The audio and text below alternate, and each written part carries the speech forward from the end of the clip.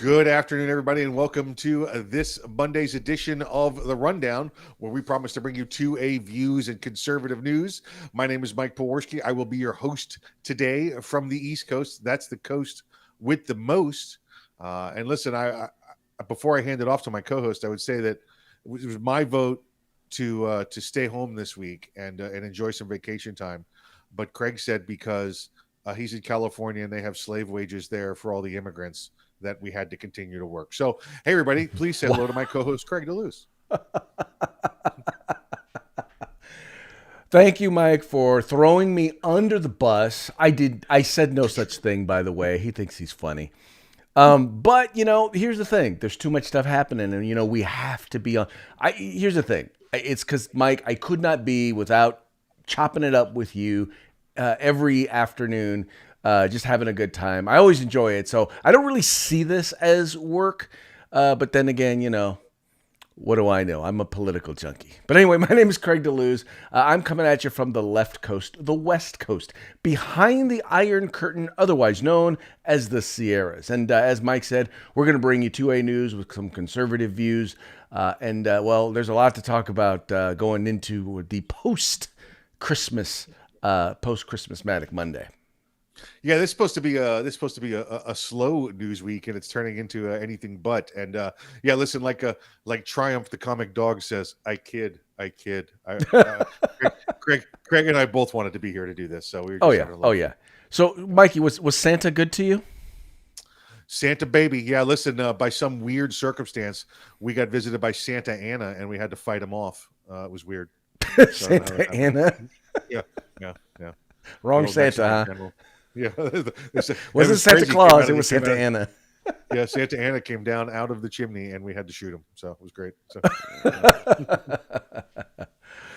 we had a very, very good Christmas. Family got together, and to me, that's 90% of Christmas is just the family getting together, eating, drinking, having a good time, and the spirit of giving. Yeah, listen, I'm there with you. I went to work and gave somebody their walking papers too. So I was like, oh, yeah, you got a job, you didn't do it. So no, I'm kidding. I'm kidding. I'm kidding. That's never any fun. Well, sometimes it is, maybe. I don't know. Yeah, absolutely joking there. It was great. How's the weather? I'm curious because I saw afternoon from Seattle to San Diego, snow is expected. It is, it's been raining off and on. It's been kind of weird because one minute you'll have some sunny skies and freezing cold, and then the next minute it will be raining and freezing cold. We're looking at probably rain pretty much most of this week, and it'll okay. Once again, our highs are going to be in the mid 40s, which is oddly cold for Sacramento. Not that we never get that kind of weather. It's just usually we don't get like weeks of it while it's raining. Usually when it's raining, it's at least up into the 50s. Yep. Next up, mudslides. Yep. The mud's going to be frozen. Yeah, so that's called a glacial movement, right? You're going to get an avalanche. Experiencing glacial movements in Sacramento. There you go. It. You heard it here first, folks. Mud. Oh, boy. All right, well, Mike, Craig, let's get into the news. Yep, let's do it. Let's do it today. Listen, we I don't know if you saw this vice president. Let's just call her that. I guess I was going to go with a different word, but the chances are we could get suspended if I use those words. So let's say the vice president today. I guess it was over this past weekend. She had a little interview, Craig, and evidently she is an expert on national security. And she was able to identify what the largest threat to national security was. What do you see as the biggest national security challenge confronting the U.S.? What is the thing that worries you and keeps you up at night? Frankly, one of them is our democracy. And that I can talk about because that's not classified. It really does. There is, I think, no question in the minds of people who are foreign policy experts that the year 2021 is not the year 2000. I think there's so much about foreign and domestic policy that, for example, was guided and prioritized based on September 11th, 2001. And we are embarking on a new era where the threats to our nation take many forms, including the threat of autocracies taking over and having outsized influence around the world. And so I go back to our point about the need to fight for the integrity of our democracy. What was she talking about there, Mike? Craig, I don't even know what to say about this broad anymore, other than she needs to take a long walk on a short pier. She needs to hang out with Jeffrey Epstein. You know what I'm saying? This is she is an idiot. Is about it. I don't know if you've ever taken any kinesiology, Craig. It's the study of body actions and motions, and everything like that. And when she starts to talk and she starts doing this and she continues to shake her head, yes, it's a clear sign. And you have to establish a pattern ahead of time. It's not just a one-time thing. But having watched her so many times now, when she starts to shake her head and do this little thing where she's trying to, unconsciously, subconsciously give you the yes signal, it means she doesn't even believe it. She's just trying to convince you that it's it. And that's what she says when she says, yes, it's democracy. It's democracy. Because she knows you don't believe her. But she what it continues tells to me do is this she doesn't to try and give you the positive that Right. yes, that it is. That's what it is. Well, That's she's what it trying to is. convince you, but honestly, I don't think she knew what the answer to the question was, and she just started talking, and whatever came to her mind is exactly what wound up coming out of her mouth. She started off, well, it's our democracy. Well, what does that mean? And that whole thing about most of our foreign policy being set up based on 9/11 and yada, yada, yada was all dribble coming out of her mouth till she could get to what it was that she was hopefully she was hoping would be a coherent thought. And that was this autocracy, a small number of people out having a disproportionate control over the world. And Mike, is that or is that not what we have right now? We have basically the progressive wing of the Democratic Party, who is less than a third of active Democrats, controlling so many aspects of our government right now. Hence my jab Epstein comment earlier when talking about her. That's exactly where it stems from.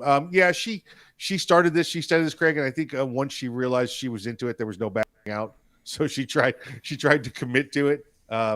She is just she's an idiot. I mean, I don't know how else to say it. It's just we got who's meditating asleep at the wheel and idiots sitting in the back seat here. So that's definitely the path to driving off the cliff, right? And that's where we are with these.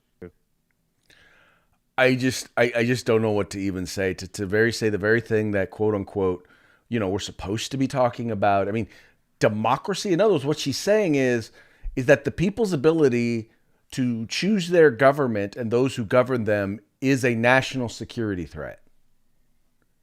Am I misreading this? Yeah. There's I don't remember where it came from. It was before the world of memes, so it had to be somebody made a little sample video or something. When George W. Bush was elected, again, he ran against Kerry, remember John Kerry, and George Bush got on stage and he kept saying nuclear, saying it the way it's pronounced in his region of the country. It's just the way certain words are pronounced, they're pronounced differently across the country. It may not be proper, but say that. Hey, Craig, what's the place where you read all the books at the public place? The library, right? Or as it's called in the East, the library, because it's just the way it's pronounced. All right, regionally. So he says nuclear, and Kerry gets up there and makes the face like, I can't believe I'm losing to this guy, right? Well, because he doesn't understand it, right? He doesn't understand that the rest of the country sees this guy as a homely, folksy kind of guy. Well, right. It's the same thing, going on with these two. I'm like, I can't believe the rest of the country has fallen for these two idiots. I really can't. Right. I can't believe that it's happened. And she gets up there and they're going to make her out to be the most, prolific political speaker ever because she challenged, democracy. And all she really did was say the wrong word to start with and then try to cover it up. Yeah. Most of it. I'm telling you, it is scary. But the problem is this is the way they think. And here's the thing. This is what she really revealed was that the people and the people that they selected to be in office won't go along with what we want them to do. Therefore, they are a national security threat. That's Yes. what she meant. That's some Eric Swalwell kind of stuff right there, right? Right. Because clearly, Yeah. the fact that the American people clearly want what it is or should get what it is that they want. That's their attitude. They're smarter than the rest of us. They're brighter Yeah. than the rest of us. They know more. So therefore, we should just thank them for doing whatever it is for trying to do whatever it is that they want to do, and let them do it because, they are well intentioned. Yeah. Yeah. Yeah, exactly right. Exactly right. And like I said, Well, hey, we we spent enough time on that one. Let's move on to our next story, and I'll go ahead and take the lead on this one. We all know that. Well, anyone who does not believe that Democrats are the anti-gun party, it is literally part of their platform, is not being honest with themselves. They're not being intellectually honest. Well, there is a case right now. It's going on. This is actually in Illinois, where a state senator, a Democratic state senator, her name is Senator Kimberly Lightford. And I did not say Lightfoot, Mike. But Kimberly Yeah, you did. Lightford was, Yeah, her you did. and her husband were being carjacked. And it turns out that her hubby has a concealed carry permit. And well, let's just say after some rounds were exchanged, although nobody actually was injured or got shot, they were able to fight off or chase away these carjackers with a concealed carry permit. Now, Mike, one has to wonder, doesn't this kind of put a big fat hole in the argument of the anti-gunners there in Chicago?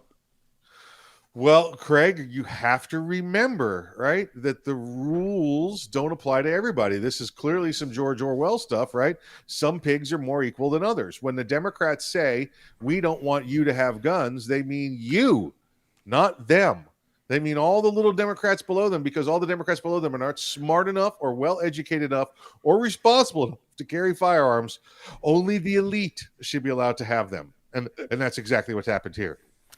You know that I'm smiling because I don't think I could have. I mean, if we were playing t-ball and I just set the ball right there on the tee, was it right there on the tee, that I could have given you any better of a pitch.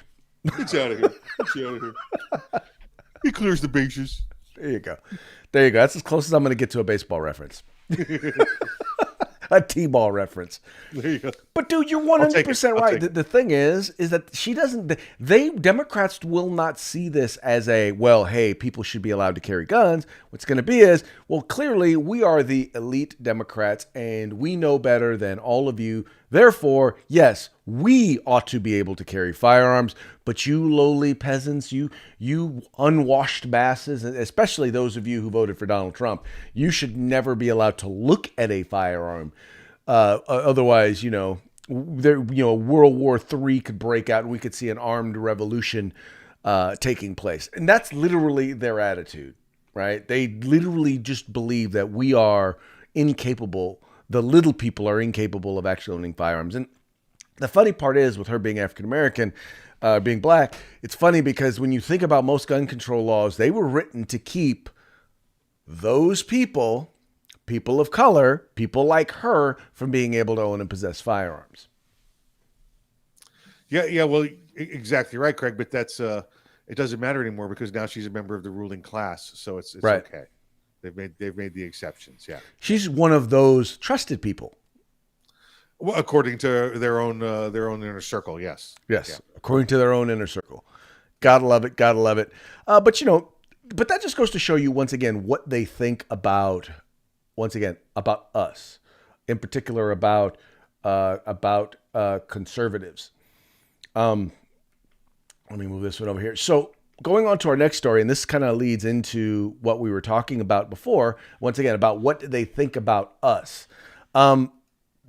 Mainstream media would have you believe that the lion's share of the people out there who are unvaccinated or who are not getting the vaccine are right-wing conservatives. Well, kind of like Mike, right? Old crotchety white guys who are right-wing conservatives. Hold on, wait. Go ahead, flex your wing. Your right wing. There you go. He's flexing his right wing. But the reality is actually something very different. So they've done a new study, a new poll, and this was done by the Daily Mail. And they've come to find out that it's actually young people who think COVID only possesses a risk for the elderly, right? In other words, the people who are largely unvaccinated are people who are following the science. Now, mind you, I'll be the first to tell you, no, it's not only the elderly who are at risk. Obviously, it's people with pre-existing conditions, with comorbidities. But let's be real. Disproportionately, those people include those who are the elderly. And if you look at the number of people who've died proportionately, overwhelmingly, it is older folks, right? People who have weaker immune systems. I mean, Mike, look at this and tell me these are not young people who are actually just following the science. Yeah, young people following the science, except this is the only people that follow the science when the science is convenient for them, when the science is what they want to hear. Frankly, anything that comes out of NIH or CDC or the, Fauci's little organization up there for immunodeficiencies, but never again. I'll never again believe anything that any of them ever say. They're on fire, and they would, and reporting that they're on fire, and I wouldn't believe them.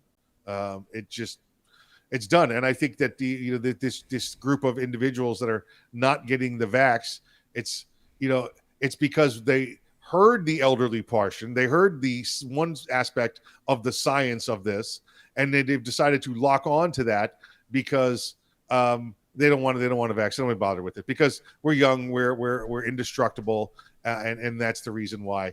If it had been the opposite, Craig, they would have found a reason still not to do it. This is the hopefully youthful and ignorant is what I would call them. Well, okay. So while I don't disagree with you, I think the numbers though are on their side in terms of that argument.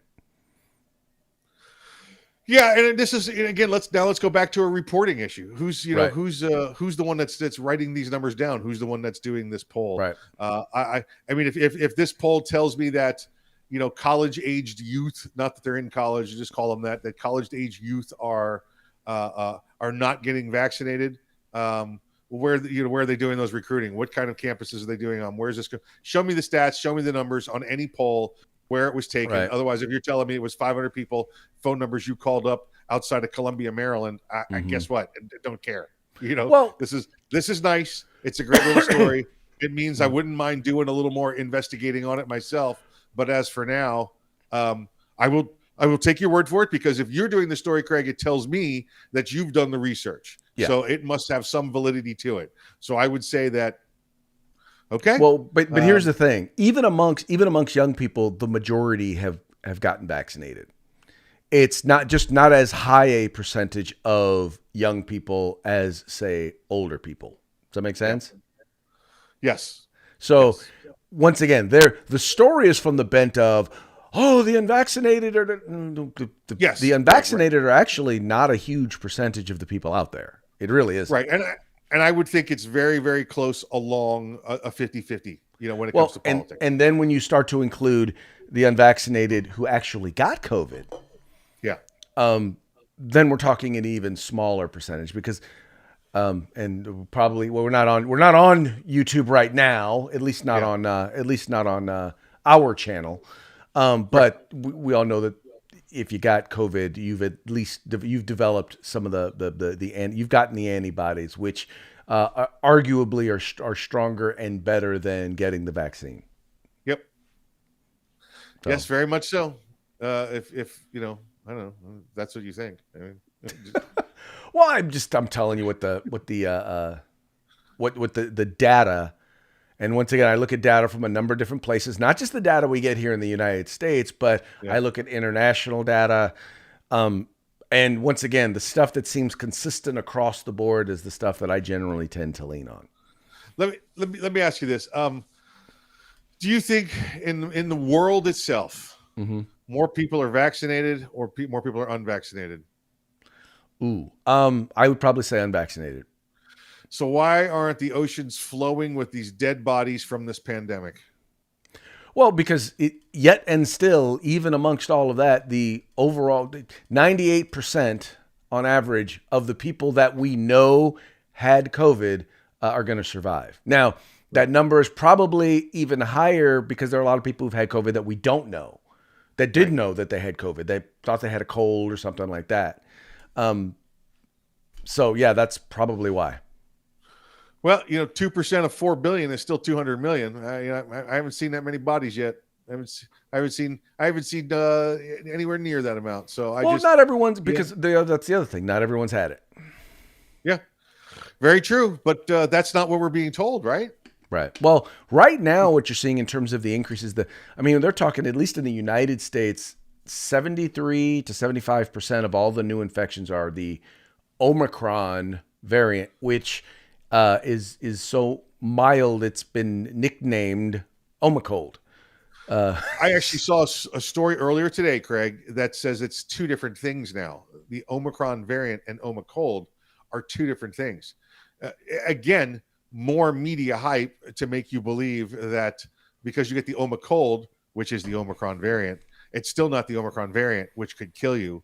So get your vaccine, wear your mask. And listen, I'm not trying to, folks. I'm not trying to debate with Craig on this. We both pretty much agree down the line on this. Mm-hmm. The point I'm trying to make, as I make with any of these stories, is there is no longer any believable news source, research agency, polling, anything whatsoever from private organizations to government organizations on COVID. It's lost. It's gone. It's because, quite frankly, they're more interested in advocating a position than reporting the news. And by the way, just so you know, it's not just on Omicron. It's not just on COVID-19. In so many different areas, once reliable media sources who used to report the news are now part of the news, and they're part of the story, and they're pushing an agenda. And that it makes it hard to believe anybody. There's no longer any viable, any reliable, any source whatsoever. Listen, I'll give you the ridiculousness of that. I have to go to an event later this week, right? And you must have a COVID test. Although they're telling you right now, the COVID tests, if you've been exposed anytime in the past 3 months, not even been infected, exposed anytime in the last 3 months, the test will show that you're probably positive because your body gets a certain level of antibodies from that, fighting it, even though you might have had it. And going to show positive, which is why we have this incredible positive rate and nobody's doing anything different and nobody's left work and nobody's left school or anything along those lines. But here's the ridiculous part, Greg. If I tell them I've been vaccinated, COVID test, I'm okay. Wait, if you tell them you've been vaccinated, yes, then you don't have to take a test? I don't have to take a test and I don't have to show proof of vaccination. Well, and here's what's odd, because, information that's out there that we've seen is said that in particular with Omicron, whether you're vaccinated or not, you're just as likely to get it and you're just as likely to spread it. Yep. So if the big increase is of Omicron and the vaccine can't prevent the spread, then why, first of all, number one, why are we mandating vaccines? But then secondly, why are we not testing everybody? Well, and that's what you listen. We're not testing everybody, but It's like everybody's getting tested. And you go every day down here. I know we've got them in our city. They're all over the country, the testing centers, and people are going to the testing centers, not because they have the COVID, not because they need the test, but because they want to know. I have to know if I'm going to die. I have to know if I'm going to be one of the people that buy this and die. The positive rate now is no longer accurate. Again, the science, the recent science says, because the COVID has become so widespread, which is the same type of thing that happens with the flu every year. Just think of this in your brain, folks. As the flu, it spreads across the country. People either get it or they don't. The people that don't get it, it's not because they isolated themselves and wore a mask. It's because they have some level of immunities and a stronger immune system, and their body fights that. It hits them in the face, and the body goes, "No, I'm fighting it back." So they have those antibodies at work in their body. Anytime you get that test now, those antibodies are triggering the test to be positive up to 90 days after your exposure. So the absolute testing rate is completely false. Well, my question is, why are we not just, testing for the antibodies to see if people already have the immunity? because that test doesn't exist. You can't Right. can't create that test and put it in the home market. Well, there you go. That's the problem, is you can't put it in Right. the home market. Yes. Okay. Enough on Omicron. Let's talk about Let's talk about Brandon from Let's Go Brandon. Let's go, Brandon. Right here. Let's go, Brandon. Right here. Look, there's. There. Let's go, Brandon. This is Brandon Brown, NASCAR driver, won the Talladega, right, at the Super Speedway, right? Yep. And was being interviewed by what was his last name, Craig? It was Kelly Stavast. Stavak, right? Stavak, yeah. Stavast. And Kelly, everybody knows the story by now. Listen, the crowd was chanting F Joe Biden. She said, "Oh, it's go Brandon." I went from there. Well, this guy has either lost his sponsors or cannot gain any more sponsors. The sponsors are so scared now of being associated with Let's Go Brandon that this guy's lost his job. Now, I will say this: NASCAR, Southern NASCAR, the NASCAR organization, has turned out to be one of the most liberal organizations in the country. They've completely pushed back against all things American and mom and apple pie and Budweiser and Chevrolet and all that nonsense. That NASCAR has turned their backs on America, basically. So here's the deal: and no sponsor will go forward because NASCAR is also putting that pressure against those sponsors to stay away from Brandon because they don't want Let's Go Brandon out there in their tracks. Although anytime you go to a NASCAR race, that's all you get the whole time, start to finish. Let's go, Brandon. So this poor guy, he needs some sponsors. And listen, the Rundown, Arms Room Radio, don't have enough money to sponsor him. Funny people out there. So, Well, Mike, sponsors. here's the thing. He has said that actually NASCAR has actually been supportive of him. He said the only thing that he's done or said anything political is he's like, look, he has admitted, and it's funny the way the story puts this, he admitted that he was a Republican. Like, that's some sort of dirty secret. How dare you be a Republican? But he doesn't talk anything political or anything like that. It's kind of funny because even in the article they make it sound like he's the one who started it. And it wasn't him who started it. It was that Kelly Stavast. She's the one who made the mistake. And like I said, like we know now it's taken off. He has said that he has lost sponsors. He's trying to get some of them back. He hasn't announced who all of his sponsors are, so he still has some, but almost not enough for him to be able to continue. So it's just crazy because you have no problem. They have no problem with canceling people if they're on the right, but if they're on the left, then no, we can't do that. We can't do that. We can't involve politics and whatever the sport or what that is. We can't cancel them for standing up for what they believe in. And this is a guy who, once again, isn't standing up for what he believes in.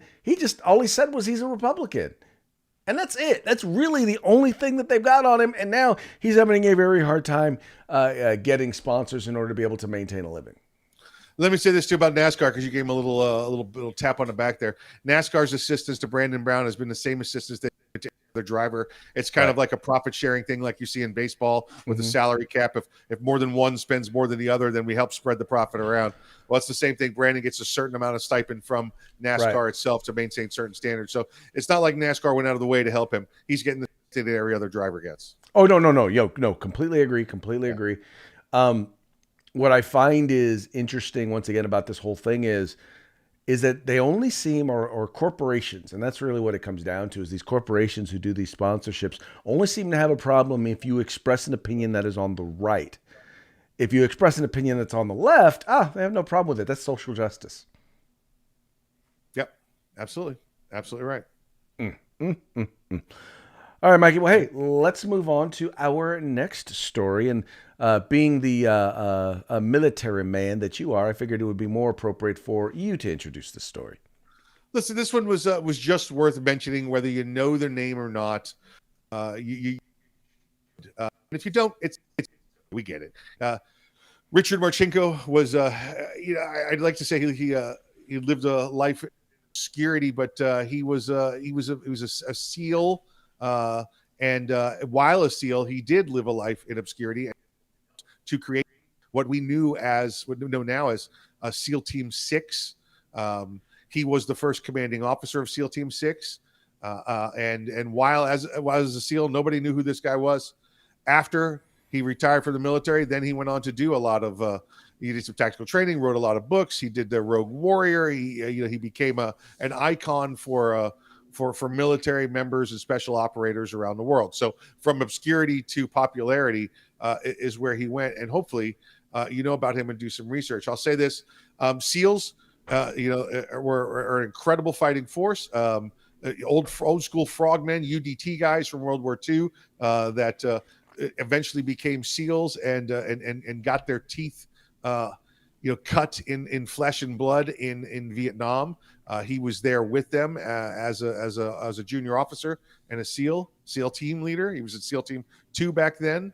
And these are just like you see on the TV show. I mean, it doesn't happen quite as quick, but they travel around the world, take care of problems for the government, and make things happen without ever being known who they are. SEAL Team 6 is the elite of the elite with the Navy.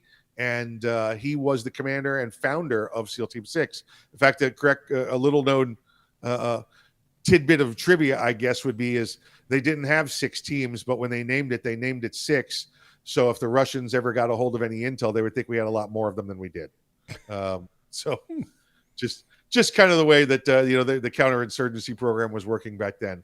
Wow. But again, founder of SEAL Team 6, not of the SEAL program, but of SEAL Team 6.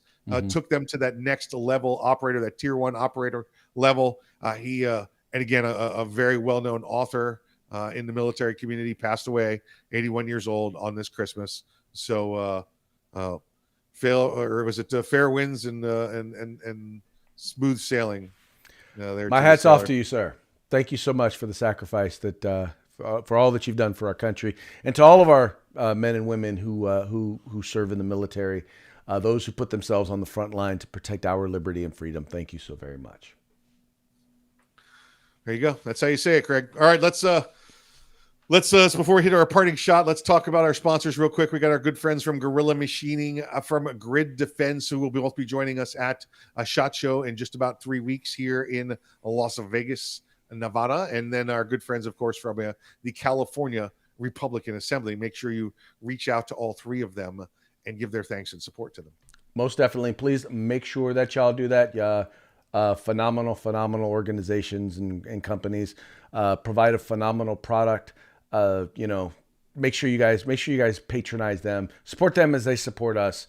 So please go ahead, check them out. Their links are in the description to this video. All right, you guys, I'm sure if you watch this show, I know that you have heard about this. But we figured that you might actually want to see it. And this is of the Let's Go Brandon type story. And just so you know, for those of you on the left who think that this is a derogatory term, just so you know, the president agrees with us. Well, I hope you have a wonderful Christmas. Well,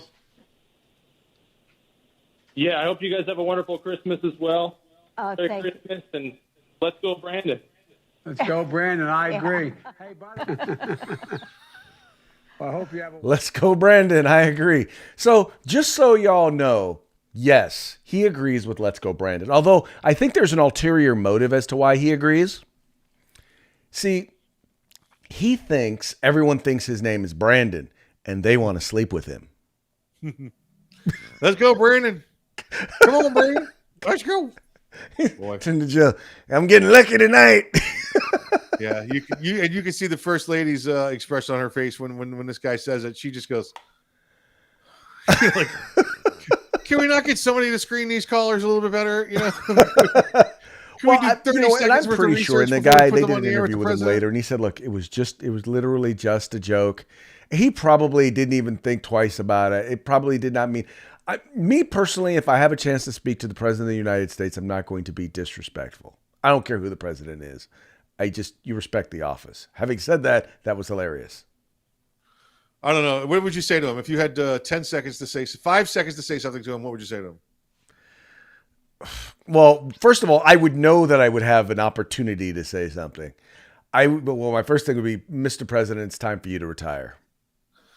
Listen, he didn't know. This guy didn't know. He called in a Santa Claus line so his daughter could listen to the NORAD update. Oh, snap. And the operator came on and said, "Would you like to one moment to speak to the president?" Oh, and that's what wow. happened. I did not know that. Yeah, no. That's what happened. This wasn't no called in planned thing. He literally called into this line to get this, with his daughter. And when they put him on, that's when that's when he said, that's it. And trust me, as a guy who's been in the room and somebody puts the phone in front of your face and it's the president, you've got 5 seconds to say what you want to say. You better hope you keep your damn foot out of your mouth, because it could happen. It can happen. So yeah. Okay. Then I will I will cut him some slack. I'm just hoping for his sake that people don't find out who he is. Oh, listen, he's already been getting threats and everything like that. Yeah, because they didn't realize it was going to be that big a deal. But but that's the thing is, I'm sorry, not liking the president. Once again, I don't recall Robert De Niro, who literally said F Donald. He didn't literally.